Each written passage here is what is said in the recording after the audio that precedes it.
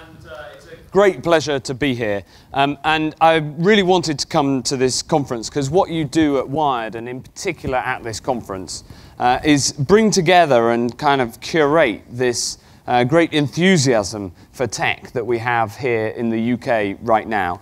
And the message, in a way, I've felt that given that you've given me a tight slot to fit in with tricky timings, and I'll explain a bit about that later, I wanted to essentially make the 5-minute pitch for why the momentum, I believe that the momentum in the UK behind the tech industry is once again vibrant and growing. It's an exciting time to be in tech. The technologies that are being developed are going to change our world more than almost anything else over the next generation. And I believe that the changes that we're seeing right now are the slowest set of changes that we're going to see over the rest of our lives. The nature, the exponential nature, especially of artificial intelligence, but of other technologies too, means that the rate of pace will only accelerate. So if you don't like much change, then I haven't got much good news. And our job in the UK government, we see very clearly as providing the support and the environment for enterprise to allow other people to come up with the amazing innovations that we see all around us. Because we believe very fundamentally that the technology that we have at our fingertips has enormous potential for good.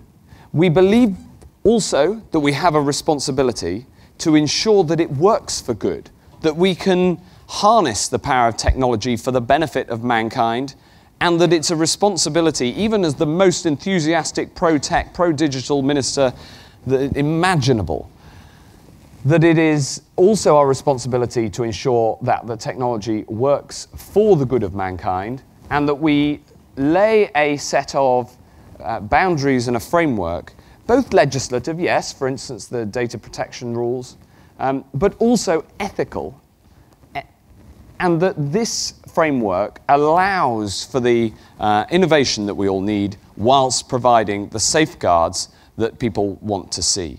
There's a couple of big challenges, obviously, coming down the track, and we are alive to those challenges and working incredibly hard to deliver against them. The first, of course, is making sure we get the infrastructure right.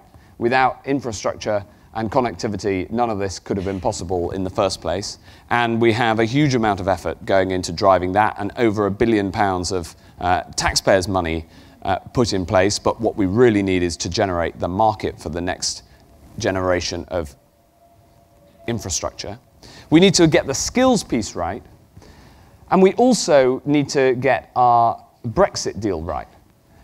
I am optimistic that we can get a high-quality Brexit deal that works for the tech industry.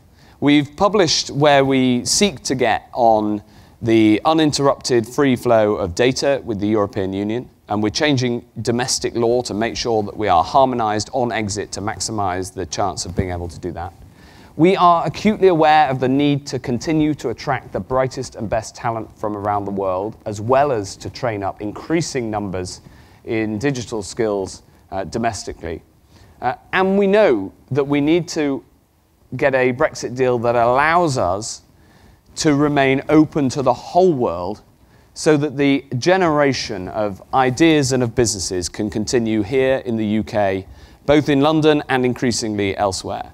We're alive to these challenges, we're enthusiastic about the opportunities, and we are determined to get the results.